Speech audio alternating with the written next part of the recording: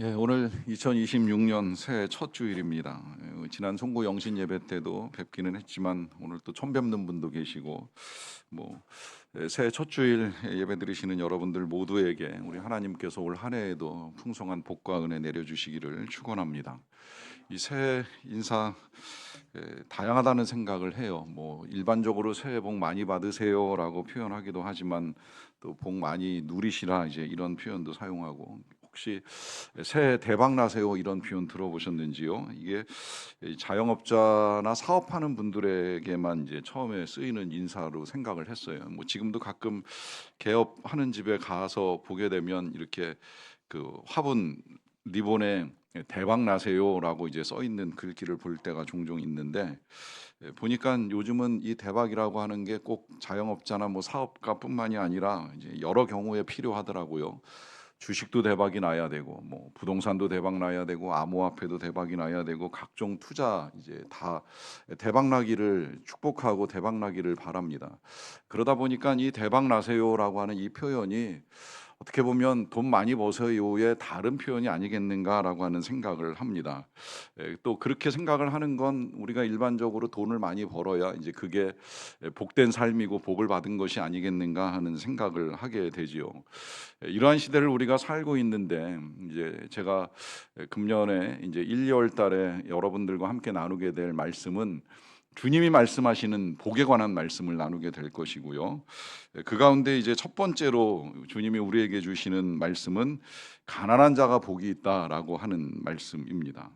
자, 가난한 자가 복이 있다. 새해부터 가난한 자가 복이 있습니다. 여러분 가난하게 되세요라고 하면 이 말씀이 어떻게 들릴까 모르겠어요. 최근에 이 가난밈이라고 하는 것이 있다는 것을 이제 보게 되었는데, 이 가난밈, 가난을 하소연하는 짧은 영상이라고 합니다. 김밥에 라면을 먹으면서 이 지긋지긋한 가난에서 언제쯤 벗어날까라고 하는 글귀가 떠오르는데, 실상 그 김밥 옆에는 아주 비싼 고급 자동차 키가 이렇게 슬쩍 놓여 있는 이제 이런 영상이라고 하더라고요. 무지하게 더운데 가난해서 수영장에 갈 돈이 없다라고 하면서 자기 집 풀장에서 다이빙하는 영상, 이제 이런 영상이 있다고 얘기를 들었어요. 이것이 이 가난을 놀이의 소재로 삼은 것에 대해서 이제 선을 넘은 희화라고 하는 비판이 있습니다. 비판받아 마땅하다고 생각을 해요. 가난을 조롱할 수는 없는 거잖아요. 가난을 조롱하는 건 악한 것입니다. 그런데 오늘 예수님 말씀이 이제 그런 느낌 없지 않아 있어요. 가난한가? 그러면 복이 있다. 이 가난한 자가 복이 있나니라고 하는 이 표현 자체가 감탄문으로 쓰여진 표현입니다. 마카리오이라고 들어보셨겠지만 이 헬라어가 가난한 자들이여 복됨이여라고 감탄하시는 듯한 이 말투를 들을 때에 정말 가난한 사람들에게 있어서 이 말씀이 어떻게 들렸을까 하는 의문을 가질 수밖에 없지요. 제가 복음 나눔을 할 때 스텝 2로 넘어가게 되면, 스텝 2에서는 우리가 하나님 안에서 누릴 수 있는 이제 여러 가지가 나와요. 10가지 이상이 나오는데 그 중에 한 가지가 바로 이제 오늘 이 말씀입니다. 이 말씀이 하나님 안에서 누릴 수 있다라고 하는 이유는, 오늘 예수님의 말씀처럼 천국이 그들의 것이라고 말씀하셨으니 우리가 하나님의 나라 천국을 누릴 수 있다라고 하는 것이 하나님 안에서 복음을 받아들인 자들에게 주시는 또 하나의 은혜라고 할 수가 있겠는데, 그 10가지가 넘는 하나님 안에서 누리는 것들을 이제 나누고 난 다음에 그 다음에 이제 함께 복음을 나누는 사람들과 함께 꼭 다루는 질문이 하나 있어요. 그 10몇 가지 되는 누릴 것들 중에 가장 마음에 와 닿는 건 무엇이고 또 가장 마음에 와닿지 않는 것은 무엇인가라고 하는 질문을 하게 됩니다. 이 질문을 가지고 나눌 때 제가 우리 교회 사모님들하고도 함께 이제 복음을 나눴던 적이 있었는데, 사모님 중에 한 분이 그러시더라고요. 마음에 제일 와닿지 않는 구절이 바로 요 구절입니다. 마태복음 5장 3절 가난한 자가 복이 있나니라고 하는 이 말씀. 왜 마음에 와닿지 않으십니까? 라고 하는 질문에 설명하시더라고요. 가난하게 살고 싶지 않아요. 사모님의 솔직한 고백이었어요. 틀리지 않은 고백이라고 생각해요. 그분 그렇게까지 말씀하시더라고요. 목회를 하지만 가난한 건 싫어요. 목회자로 살더라도 가난하진 않았으면 좋겠어요. 말씀 들으면서 그 대답이 솔직한 대답, 인정할 수 있는 대답이라고 생각을 합니다. 누가 가난을 원하겠습니까? 가난을 원하는 사람이 과연 어디에 있겠습니까? 사실 사람들만 가난을 원하는 것이 아니라 하나님도 우리가 가난한 걸 원하시는 분은 아니에요. 하나님은 가난한 자를 사랑하기는 하세요. 스스로 거지와 고아의 아버지다라고 말씀하시면서 가난한 자를 긍휼히 여기시고 그들을 향해 자비를 베푸시고 그들을 돕는 걸 하나님을 섬기는 걸로 받아주실 만큼 귀하게 여기시는 분이심에도 불구하고 하나님이 너희들이 가난하게 살기를 원해 라고 말씀하신 적은 없어요. 오히려 신명기 15장 말씀 보면 이렇게 말씀하십니다. 네가 만일 네 하나님 여호와의 말씀만 듣고 내가 오늘 네게 내리는 그 명령을 다 지켜 행하면 네 하나님 여호와께서 네게 기업으로 주신 땅에서 네가 반드시 복을 받으리니 너희 중에 가난한 자가 없으리라 하십니다. 여기 하나님의 마음이 들어있는 거예요. 하나님은 이 하나님의 백성들이 살아가는 땅에 가난한 자가 있기를 원하지 아니하십니다. 가난한 자가 없기를 원하십니다. 그러니까 이 가난한 자가 없도록 여러 가지 당부를 하시면서 그렇게 살아가기를 원하고 계십니다. 그런데 지금 여기 말씀 속에서는 하나님이 그런 뜻으로 말씀하시는 것 같지가 않아요. 물론 예수님의 말씀이시긴 하지만 정말 그러할까 하다 보니까 이제 우리가 요 말씀을 이제 조금 다르게 이해를 합니다. 지금 예수님이 말씀하시는 가난은 물질의 가난, 돈의 가난이 아니라 심령의 가난함 아니냐. 그러니까 마음이 가난한 자가 복을 받는다라고 하는 것이지 꼭 부자라고 해서 복을 못 받는 건 아니지 않겠는가라고 하는 생각을 하기도 하고 그런 해석을 갖기도 합니다. 그런데 같은 내용, 비슷한 내용을 가지고 다른 복음서에서 말씀하신 내용을 보게 되면 그게 아니라는 걸 우리가 쉽게 발견을 하게 되지요. 우리 예수님이 이 산상수훈, 오늘부터 우리가 보게 되는 이 마태복음 5장부터 7장까지의 말씀을 물론 마태복음에서는 길게 정리해놨고 했지만 이 누가복음에서는 좀 짧아지긴 했어요. 그럴지라도 이 부분만큼은 크게 이제 달라지지 않았는데 거기서도 예수님이 똑같이 말씀하시는 걸 이제 보게 됩니다. 근데 조금 다른 부분이 있잖아요. 보시면 예수님께서 눈을 들어 제자들을 보시고 이르시되 첫 말씀이에요. 너희 가난한 자는 복이 있나니 하나님의 나라가 너희 것이며, 여기에는 뭐 심령이니 마음이니 그런 표현 없이 너희 가난한 자들이 복되도다라고 하는 말씀하시고요. 바로 이어지는 21절 넘어가서도 보시게 되면 지금 줄인 자는 복이 있다. 너희가 배부름을 얻을 것이며 라고 말씀하십니다. 분명하게 예수님이 선포하는 복된 자들은 가난한 자이고 줄여 죽는 자들이에요. 그러니까 당장 먹을 것이 없어서 가난해가지고 오늘 당장 어떻게 살아가야 될지 모르는 사람들을 향한 주님의 말씀이 복되다, 복이 있도다 라고 하시는 말씀입니다. 그렇다고 한다면 정말 이 말씀을 우리가 과연 어떻게 받아들일 수 있을까? 실제로 우리가 정말 가난하고 살기가 힘들고 줄여 죽을 지경인데 복되다라고 하시는 이 말씀을 어떻게 우리가 이해할 수 있겠는가 하는 질문을 할 수밖에 없지요. 그래서 이제 여기서 우리가 주님이 이 말씀 하시는 데 있어서 놓치지 말아야 할 것이 하나 있는데요. 그것은 뭐냐면 지금 뭐 마음이 가난하냐 아니면 집안이 가난하냐 그 모든 걸 떠나서 주님이 동일하게 그들에게 복이 있도다라고 하시면서 하시는 약속이 있잖아요. 뭐라고 말씀하세요?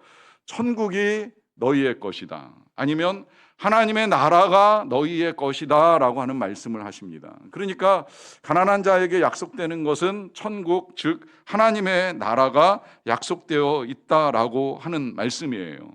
그리고 이 말씀은 다시 말하면 예수님이 우리에게 주고자 하시는 것, 주고 싶어 하시는 것, 그것이 다른 어떤 것이 아니라 하나님 나라의 은혜라는 거예요. 천국의 은혜를 주고 싶어 하신다는 거예요. 오늘부터 이제 우리가 보게 되는 이 산상수훈 말씀이 길게 전해지는 이유, 또 우리가 그것을 길게 보는 이유 중에 하나, 그건 예수 그리스도께서 우리에게 주시기 원하셨던 하나님의 나라, 그것이 어떤 것이고 그것을 우리가 어떻게 취할 수 있고 어떻게 누릴 수 있는가, 이걸 예수님이 우리에게 알려주시기 위해서 길게 말씀하고 계시는 거예요. 그러니까 우리에게 있어서 필요한 건 이 하나님의 나라 천국을 바라보는 시각인데 실제로 정말 중요하잖아요.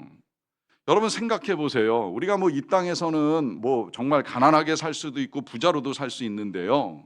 그렇게 살다가 세상을 떠났어요. 떠나서 눈을 딱 떠보니까 지옥이에요. 그것도 영원한 지옥이에요. 이게 얼마나 끔찍한 일입니까? 아무것도 없을 거라고 생각한 사람도 있고, 내가 설마 지옥 가겠느나 생각을 한 사람도 있을 터인데 실제 눈 떠보니 지옥인 거예요. 근데 벗어날 방법이 없어요. 영원한 지옥이라고 말씀하셨어요. 정말 끔찍한 일이지요. 반대로 생각을 해봅니다. 이 땅에서 뭐 좀 넉넉할 수도 있고 가난할 수도 있고 비참할 수도 있어요. 그러다가 세상을 떠났어요. 눈을 떴는데 천국이에요. 그것도 영원한 천국이에요. 이제 더 이상 고통이 없고 아픈 것이 없고 애통하는 것이 없는, 죽음이 없는 천국이라고 생각해 보세요. 이게 얼마나 감사한 일입니까? 잘 생각하셔야 돼요. 여러분 잘 믿으셔야 돼요. 이걸 예수님이 거지와 나사로의 비유를 통해서, 부자와 나사로의 비유를 통해서도 잘 설명을 해주셨잖아요. 부자 매일같이 잔치하는 천국 같은 삶을 살았어요. 나사로는 거지같이 그 부잣집에서 떨어지는 부스러기 한 점 얻으려고 정말 비참한 삶을 삽니다. 가난도 비참한데 그 몸의 비참한 데를 개가 와서 핥을 정도로의 비참한 삶을 살았어요. 죽어 이 두 사람의 삶이 달라집니다. 나사로는 아브라함의 품에 안겨가지고 위로를 받습니다. 천국에서 풍성한 은혜를 누립니다. 근데 부자는 천국이 아닌 지옥에서 삶을 살면서 자기의 그 비참한 삶이 후대에 전해지지 않기를 바라는 마음으로 이 나사로를 자기 형제, 자기 가족들한테 보내달라고 하잖아요. 삶이 달라진 거예요. 이 땅에서는 가난하게 살 수도 있고 부자로 살 수도 있는데 죽음 이후의 삶이 완전히 달라질 수 있다는 걸 예수님이 분명하게 알려주신 거예요.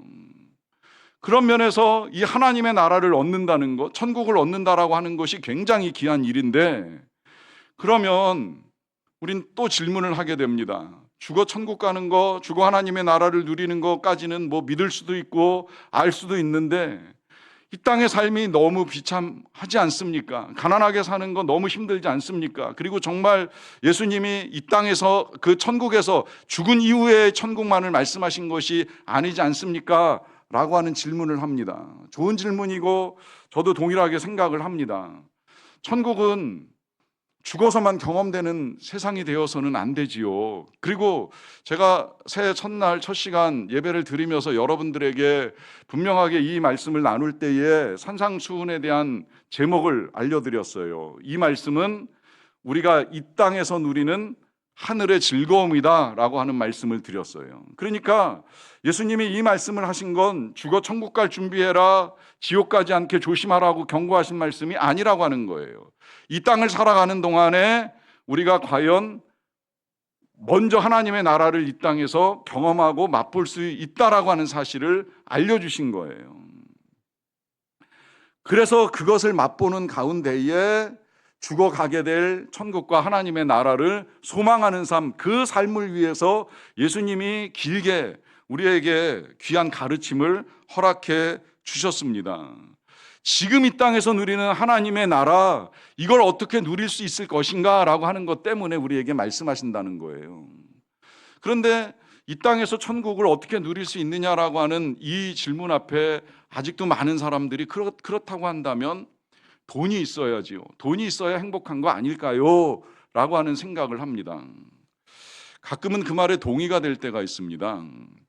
제가 개인적으로 유일하게 보는 TV 프로가 이혼 숙녀 캠프라고 하는 프로인데, 가정을 이해하고 왜 가정 안에 갈등이 일어나는가 하는 거 좀 더 잘 알아보기 위해서 이제 보다 보니까 요새는 좀 하도 답답해져가지고 이걸 새해에도 계속 봐야 되나 좀 고민을 좀 하고 있기는 해요. 보다 보면 많은 가정들이 갈등을 하는데, 뭐 갈등하는 이유가 뭐 여러 가지가 있어요. 그런데 그 갈등하는 가정들, 다는 아니지만 대부분의 가정들의 공통점은 가난합니다. 가난하다 보니까 그것 때문에도 참 싸움을 많이 하더라고요. 가난하니까 힘들고 힘드니까 싸움을 하고 싸우다가 결국에는 이혼을 할까 말까 고민하다가 이제 거기 와가지고 숙녀하면서 이제 이혼을 결정하기도 하고 이혼을 반려하기도 하는데요. 그 프로를 보면서 이 가난이라고 하는 게 정말 사람들의 삶을 불행하게 만들 수도 있겠구나라고 하는 생각을 하기는 해요. 그런데 역으로 한번 생각을 또 해보기도 합니다. 그럼 부유하면 다 행복한가? 부유한 사람들은 다 행복하게 살아가는가? 보면 아니라고 하는 거예요. 제가 뭐 우리 교회에서도 그런 가정들을 보긴 합니다만은 전에 목회하던 데서는 그런 가정 정말 많이 봤어요. 저는 감사하게 목회를 하면서 정말 극과 극의 세상을 경험할 수 있게 해주셔가지고 아주 가난한 가정도 보았고 아주 부유한 가정도 보았습니다. 오늘 제가 본 부유한 가정, 이런 가정 하나 소개할까요? 어느 날 젊은 여집사가 찾아와가지고 기도를 부탁해요. 무슨 일이냐 했더니 대한민국에서 승마를 취미로 하고 있는데 말이 영 현찮아가지고 이제 말을 사기 위해 독일을 간다는 거예요. 그래서 그때 제가 이제 몰랐던 사실을 알았지요. 그럼 말 한 마리가 얼마나 됩니까? 했더니 한 10억에서 20억 정도 될 거예요. 그러면서 이번에 독일 가서 좋은 말 한 마리를 사가지고 오려고 하는데 좋은 말을 찾을 수 있게 목사님 기도해 주세요. 그러더라고요. 그래서 뭐 어쨌든 뭐 여정의 평안을 위해서 이제 기도를 해주기는 했는데, 자 그렇게 가가지고 이 여집사님이 말을 사가지고 왔어요. 사가지고 온 줄 알고 있는데 이제 한 며칠 지나고 난 다음에 또 저를 찾아왔어요. 왜 그러냐 그랬더니 말이 말을 안 듣는데요. 그래서 말을 안 들으니까 이게 아마 나라를 옮겨가지고 독일 말로 훈련된 말이 한국 사람에게서 이제 이 사용이 되다 보니까 말이 잘 안 통했는지 말을 안 들으니까 이번에는 이제 돈을 주고 조련사를 불러와야 되겠다고 하면서 부탁하는 기도 제목은 조련사가 한국에 잘 도착을 해가지고, 조련사 도착하는 데는 돈이 얼마나 드냐 물어봤더니 그것도 몇 천만 원은 든다 그러더라고요. 자, 이 조련사 데려와 가지고 말을 훈련시킬 때 이 말을 잘 듣게 해달라고 다시 또 기도를 부탁하는데 말 같지 않은 그 기도 제목에 제가 참 어이가 없었습니다. 근데 문제는 뭐 그 말을 가지고 사오고 타고 하는 건 개인의 취미 생활이니까 제가 할 얘기는 없는데, 문제는 그 가족들이에요. 제가 그 남편도 알고 아이들도 알아요. 그런데 이 남편이나 아이들이나 어쩌다 한 번씩 만날 때 보면 영 행복하지 않은 거예요. 뭔가 얼굴이 어두워요. 왜 그럴까? 이해가 잘 안 되는 거예요. 그 말 한 마리를 취미 생활로 살 수 있고 탈 수 있는 그 여유로운 집안에 드리워진 이 불행의 그림자는 뭔가 하는 생각이 드는 거예요. 그런 한 가정이 아니에요. 여러분, 한때 우리나라에서 부의 상징의 거처가 어디였습니까? 타워팰리스 아닙니까? 이 타워팰리스, 저도 신방 갈 기회가 있어서 갔는데 신방 간 이유는 다른 거 아니에요. 거기에 사시는 권사님이 우울증에 시달리면서 목사님 와서 예배 드려주시고 기도해 달라고 부탁을 하는 거예요. 상식적으로 그때 당시에 이 좋은 데 살면서, 이 귀한 집에 살면서도 이런 불행과 슬픔에 빠질 수 있다는 사실이 놀라운 거예요. 여러분, 우린 일반적으로 부유하면 행복할 것이다, 부유하면 천국일 것이다 생각하잖아요. 아니에요. 전 감사하게 감옥에 가서도 예배 드릴 기회가 있었는데 그 죄수들 가운데 무기징역을 받은 사람이 행복하게 예배를 드리면서 찾아온 우리들을 맞이하고 섬기고 사랑을 베푸는 걸 경험했어요. 제가 정말 그 사람의 얼굴 속에서 봤어요. 몸은 감옥에 갇혀 있는데 얼굴은 천국, 마음은 천국인 사람을 본 거예요. 그렇게 보면 어디에 산다, 어디에 있다, 아니면 얼만큼 가졌다, 얼만큼 없다, 이걸 가지고 우리가 천국과 지옥을 결정할 수 있느냐라고 하는 거예요.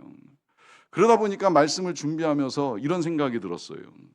여러분들께 여쭤보고 싶어요. 어디 살고 계십니까? 천국에 살고 계십니까? 지옥에 살고 계십니까? 지금 여러분들이 살아가는 삶의 자리, 천국이에요? 지옥이에요? 고민 좀 해보세요. 혹시 나는 천국도 아닌 것 같지만 그렇다고 지옥도 아닌 것 같은데 연옥쯤에 살고 있는 것 같아요, 이런 생각 하시지 않는가 모르겠어요. 아마 그래서 연옥이라고 하는 성경에도 없는 이론이 만들어졌는지 모르겠어요. 이거 이렇게 질문해도 똑같잖아요. 천국 갈 것 같아요, 지옥 갈 것 같아요 라고 질문하면 여전히, 제가 몇 년 전에도 이 질문 드렸지만 여전히 뭐 천국 갈 만큼 착하지도 않지만 지옥 갈 만큼 내가 죄인도 아니니까 혹시 연옥 가나? 이런 어설픈 생각을 하고 있는 것은 아니신지요? 여러분, 다시 생각을 해보셔야 돼요. 내가 지옥에 살고 있나 천국에 살고 있나? 만약에 지옥에 살고 있다면 왜 지옥 같은 삶을 살고 있는지, 내가 천국 같은 삶을 살고 있다면 그 천국이 어디에서부터 온 천국인지, 그 부유함 때문에 온 천국인지, 나 혼자 즐기는 천국인지, 나는 천국이라고 신났는데 가족들은 지옥같이 혼나는 삶을 살고 있는 것은 아닌지, 분명히 주님이 원하시는 건 이 땅에서 누군가 한 사람, 특정한 사람만이 아니라 우리 모두가 다 하나님의 나라 천국을 누리기 원하시는데, 그래서 새해를 시작하면서 또 산상수훈을 시작하면서 천국이 너희의 것이다, 하나님의 나라가 너희의 것이다 라고 선포해 주고 계시는데, 과연 우리는 이 천국을 누리고 있는가라고 하는 질문을 드립니다. 뭐 지금 현재야 어떻게 사시든지, 그렇다면 이제 우리가 답을 찾아가야 되지요. 어떻게 우리가 하나님의 나라를 누릴 수 있는가라고 하는 이 질문 앞에 오늘 주님이 말씀하시잖아요. 가난한 자 복되다, 심령이 가난한 자 복되다라고 하시면서 가난한 자가 하나님의 나라를 누릴 수 있다는 사실을 분명하게 말씀하십니다. 왜 그럴까요? 여러분이 가난이라고 하는 문제를 잘 생각을 해보면, 이 가난이라고 하는 건 결국은 부족함을 느끼는 상태 아니겠습니까? 무언가의 결핍이나 혹은 상실로 인해서 고통을 겪는 상태예요. 그것이 뭐 물질이 되었건 건강이 되었건 마음의 곤고함이 되었건 어쨌든 부족함을 느끼게 되면 우리는 고통스러워합니다. 힘들어합니다. 하지만 감사한 건 그 부족함과 결핍, 상실 속에서 이제 우리는 회복을 소망하잖아요. 어찌됐건 해결하기 위해서 노력하잖아요. 그리고 그 노력하는 과정 중에 깨닫게 되는 은혜, 이게 이제 천국이 되고 하나님의 나라예요. 전 개인적으로 그래서 금식의 은혜 여러 가지를 봤지만 그 금식의 은혜 가운데 한 가지는 다시 오늘 내가 먹는 식사에 감사함을 깨닫는 거예요. 그 한 끼의 식사에 천국을 누릴 수 있게 된다는 거예요. 해보신 분들은 아시지만 금식 하루 이틀 3일 막 지나가면 먹고 싶은 거 생각 많이 나요. 별의별 게 다 생각이 나요. 요 금식 끝나면 뭐 이것도 먹어야지 저것도 먹어야지 하는 별 생각을 다 합니다. 뭐 그러다가 우리 교우들 중에 금식 때 가장 먹고 싶었던 거 생선회, 그래가지고 끝나기가 무섭게 이 생선회 먹다가 이 속이 탈라가지고 굉장히 고생 많이 하신 분 계시는데, 먹고 싶은 거 아무리 많아도 금식 끝나고 나서 그런 거 먹을 수 없거든요. 그럼 금식 딱 끝나고 나면 뭐부터 먹어요? 죽부터 먹어요. 아무것도 없는 흰 쌀죽, 정말 맛없는 쌀죽, 웬만해선 먹지 않는 그 죽을 먹는데 그걸 받아들고 천국을 경험합니다. 몇 날 며칠을 굶었기 때문에 한 공기도 채 안 되는 그 흰 쌀죽에 먹을 수 있다는 사실, 내 배가 채워진다는 사실에 하나님의 나라를 경험하는 거예요. 근데 이 경험이 그 금식 이후에 한 끼로 끝나면 안 돼요.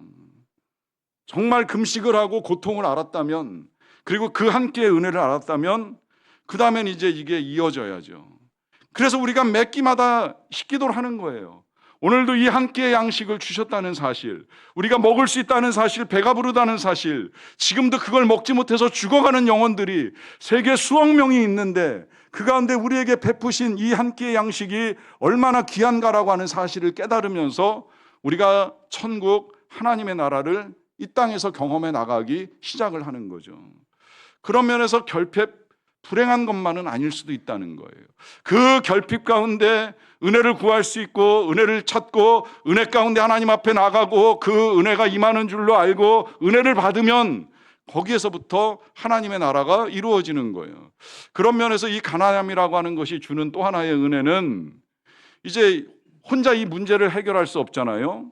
그러다 보니까 이제 누군가의 도움을 구합니다. 가난하면 협력해야죠. 그러니까 도와달라고 요청하기도 하고 뭐 빌려달라고 사정을 하기도 하는데, 그러는 가운데서 누군가 도와주면 그 도와주는 관계 속에서 이제 하나님의 나라가 이루어지는 거예요. 도와주는 사람이든 도움을 받는 사람이든 그 사이에는 반드시 사랑이 오고 가게 되어 있고 그 사랑으로 충만한 나라가 하나님의 나라잖아요. 그러니까 선교지에서 하나님의 나라를 경험하는 이유가, 부족하더라도 우리가 가지고 나간 거 가지고 선교지 영혼들 섬기고 도와주고 하다 보면 그들이 얻는 기쁨 속에서 나간 사람들도 함께 기쁨을 얻는 그 선교지, 가난한 교회, 가난한 백성들의 삶의 자리가 하나님의 나라가 이루어지는 거예요.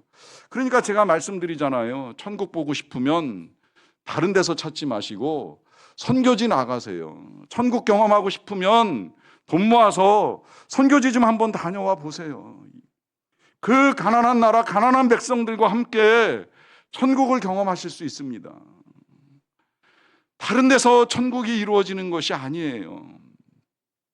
도와주고 협력하는 데서 이루어집니다. 그런데 지금 당장 내가 도움이 필요하다, 내가 정말 지옥 같은 삶을 살고 있다라고 한다면 그때 우리의 도움을 누구에게 구하겠습니까? 하나님께 구하셔야지요. 하나님께 기도하는 그 자리, 얼마든지 천국이 돼요. 물론 처음엔 문제 해결을 위해서 나갈지 모르겠어요. 가난을 해결하고 질병을 해결하고 고통을 해결하기 위해서 하나님을 찾으실 수 있어요. 저도 그런 문제로 하나님을 찾는 시간이 적지 아니에요. 그런데 그렇게 하나님을 찾아 기도를 하다 보면 당장 문제가 해결되지 않을 수는 있습니다. 그런데 내가 하나님을 찾는 그 자리가 바로 하나님의 나라가 됩니다. 왜냐하면 그렇게 기도하는 나에게, 여러분들에게 하나님이 임재하시거든요. 성령으로 충만하게 임해 주시거든요. 그 성령으로 임하셔서 다시 찬양할 수 있고 노래할 수 있고 감사할 수 있고 기뻐할 수 있으면 그 자리가 이 땅에서 경험하는 하나님의 나라가 되는 거예요. 이걸 위해서, 이 하나님의 나라를 경험하라고 하나님이 우리에게 말씀도 주시고 성령도 주시고 교회도 주시면서 하나님의 나라를 맛볼 수 있는 툴을 열어주신 거예요. 그런데 이 하나님의 나라는 다 외면해버리고 내가 원하는 천국이 어딘가에 있을 거라고 생각하고 맛있는 식당 찾아가고 재밌는 거 보고 싶어하고 한들, 여러분 그 천국의 경험이 몇 분 갑니까? 얼마나 오래 지속됩니까? 진정한 하나님의 나라는 우리가 가난한 마음으로 하나님을 찾고 나아가는 자리에서 이루어집니다. 그래서 리워렌 목사님 이 회복으로 가는 길이라고 하는 책 언젠가도 소개해드린 적이 있는데, 이 책에서 이 회복을 위해서 제일 먼저 해야 될 일을 말씀하시잖아요. 그건 우리가 할 수 없다는 사실을 인정하는 것입니다. 이렇게 말씀하세요. 우리가 행복해지기 위해서는 내가 아무것도 할 수 없다는 사실을 인정해야 된다. 자, 내가 아무것도 할 수 없다는 사실을 인정하는 것이 왜 중요하냐라고 하면, 여러분 우리는 조금이라도 할 수 있다는 생각이 들면 많은 걸 통제하려고 애를 씁니다. 이 통제하려고 하는 이 우리의 마음을 이제 하나님 마음이고, 이게 이제 가장 큰 죄악이라고 제가 소개를 해드리는데, 여러 가지 통제를 많이 하고 싶어요. 우리 이미지도 통제하고 싶어하고, 다른 사람의 삶을 통제하고도 싶어하고, 또 우리의 문제도 통제하고 싶어하고, 고통도 통제하고 싶어하고 하다 보니까 이 고통을 막기 위한 방어 체계로서 예방법도 발명하고 발견하기 위해서 애를 쓰고, 그것도 안 되면 그 다음에 이제 돈으로 막을 수 있을까 생각해가지고 많은 재산을 가지고 어떻게든 이 고통의 문제를 다루려고 애를 씁니다. 그런데 실상 인생 살다 보면 깨닫게 되는 거 하나 있잖아요. 세상 내 맘대로 안 된다. 자식부터 시작해서 그 어떤 것도 내 맘대로 되는 건 없다라고 하는 사실을 깨닫기 시작을 하죠. 그런데 이제 그 다음에가 중요해요. 내 맘대로 되는 게 없을 때, 그때 이제 정말 내가 할 수 없다는 사실을 인정하고 하나님을 찾으면 되는데, 우리는 하나님을 찾기 전에 이런 고백을 한다는 거예요. 괜찮아, 내 문제는 뭐 그렇게까지 심각한 문제는 아니야. 아니면 괜찮아, 내 문제는 내가 해결할 수 있어 라고 생각을 합니다. 과연 그럴까요? 여러분, 우리가 우리의 문제를 해결할 수 있을까요? 제가 제일 싫어하는 말 하나 있다고 말씀드렸잖아요. 뭐예요? 내가 알아서 할게. 이거 부모님들이 자녀들에게 들으면 답답해하는 표현이에요. 애들이 그러잖아요. 가만히 좀 계셔, 제가 알아서 할게요. 알아서 하긴 뭘 알아서 합니까? 어른도 알아서 못하는데, 어른도 알아서 못해가지고 이렇게 살고 있는데 애가 뭘 알아서 하겠어요? 여러분, 우리가 어찌 우리의 인생을 알아서 할 수 있겠습니까? 전 못해요. 알아서 한다고 착각을 했어요. 내가 내 인생을 잘 만들어가고 있다고 착각을 했어요. 그런데 들여다보니까 아니더라고요. 제가 제 힘으로 할 수 있었던 건 아무것도 없었고, 오히려 시간이 지나면 지날수록 깨닫게 되는 건 전 무능하고 무기력하다는 거예요. 할 수 있는 것보다 할 수 없는 게 더 많다는 사실인 거예요. 그러다 보니까 감사하게도 하나님을 찾을 수밖에 없고, 하나님을 찾는 가운데 하나님이 하시는 걸 보게 된 거예요. 이게 참 놀라운 일이에요. 나는 할 수 없다고 생각한 그 많은 일들을 하나님이 하시는 걸 보게 되고 그 하나님이 하시는 걸 보는 그 자리가 바로 하나님의 나라라고 하는 사실을 깨닫게 되는 것이지요. 여러분, 우리는 인정해야 됩니다. 우리는 바꿀 수 없는 게 너무 많아요. 우리가 과거를 바꾸겠습니까? 못 바꾸잖아요. 우리가 우리의 실수를 바꾸겠습니까? 못 바꿔요. 우리의 실패 어떻게 바꾸겠어요? 우리의 상처 어떻게 우리가 치유하며 나가겠습니까? 다른 사람을 바꾼다고요? 불가능한 일이지요. 심지어 우리는 우리 안에 있는 해로운 습관과 해로운 행동들조차 극복하지 못해서 회개하고 반복하는 일을 계속할 때도 적지 않잖아요. 그만큼 우리의 힘으로 바꿀 수 없다는 사실을 인정할 때에 그때 하나님이 일하기 시작을 하십니다. 이사야서 62장 66장 2절에 이런 말씀 하십니다. 나 여호와가 말하노라 내 손이 이 모든 것을 지었으므로 그들이 생겼느니라. 무릇 마음이 가난하고 심령에 통회하며 내 말을 듣고 떠는 자 그 사람은 내가 돌본다.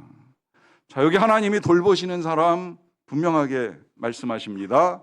마음이 가난하고 심령에 통회하는 사람. 다시 말하면 자신의 힘으로 안 된다는 사실을 인정하면서 하나님의 은혜를 구하는 사람, 그 사람을 하나님이 돌보시고 그 돌보심을 받아들이는 자리가 하나님의 나라가 되는 거예요. 결국 심령이 되었건 물질이 되었건 마음이 되었건 필요한 건 우리의 부족함과 연약함과 죄악을 인정하는 것입니다. 그래서 하나님의 긍휼과 은혜가 아니면 안 된다는 사실을 고백하는 자리에 하나님의 나라가 이루어집니다. 절망적이고 무기력한 우리의 참모습을 보는 자리가 복된 자리이고 그런 자리에서 하나님의 다스리심이 나타날 때 하나님의 나라가 이루어집니다. 하나님 나라의 원리 분명하게 이해하십시오. 비울 때 채워집니다. 우리의 무가치를 인정할 때 우리의 가치가 새로워집니다. 죄인이라는 사실을 고백할 때 의인이 되고 하나님의 자녀가 됩니다. 우리가 죄로 인해 죽을 수밖에 없는 존재라는 사실을 인정할 때라야 살 길이 열리기 시작을 합니다. 우리를 낮추고 부인하고 또 주님을 따라갈 때에 하나님 나라를 경험합니다. 결국 우리의 빈곤, 우리의 이 부족함, 아무것도 아닌 우리의 존재를 발견할 때 하나님의 그 부요함, 풍성함, 넉넉함을 우리가 경험할 수 있습니다. 그러하기에 새해 더 낮아지시고 더 가난해지시고 더 낮추심으로 넉넉하게 채우시는 하나님 나라의 은혜를 충만하게 경험하는 저와 여러분들이 되시기를 간절히 축원합니다. 기도하겠습니다. 우리 시간에 기도할 때 함께 이렇게 기도하며 나아갑니다. 우리의 무능과 무력을 인정하며 나아갑시다. 죄악과 잘못을 회개하며 나아갑시다. 연약하고 부족하다는 사실을 고백하며 나아갑시다. 그리고 이제 하나님과 함께 다시 나의 모든 삶의 자리를 하나님의 나라로 만들고 하나님의 나라를 경험하며 나아가기를 원합니다라고 각자의 고백을 주님께 드리는 시간을 함께 갖도록 하겠습니다.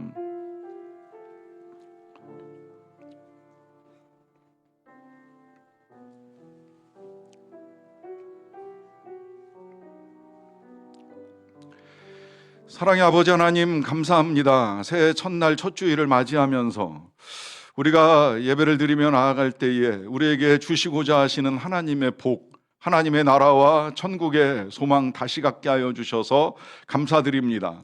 올 한 해 우리가 이 땅에서 하나님의 나라를 누리기 원합니다. 천국을 누리기 원합니다. 복 있는 자의 삶을 살아갈 수 있게 되기를 원합니다. 그렇게 될 수 있도록 우리의 무력함, 우리의 부족함, 우리의 연약함 인정하며 나아갑니다. 불쌍히 여기시고 주여 은혜를 내려주시옵소서. 그 은혜를 깨달을 줄 아는 지혜를 더하심으로 하나님의 나라가 이루어지는 것을 보게 하소서. 예수님의 이름으로 기도하옵나이다.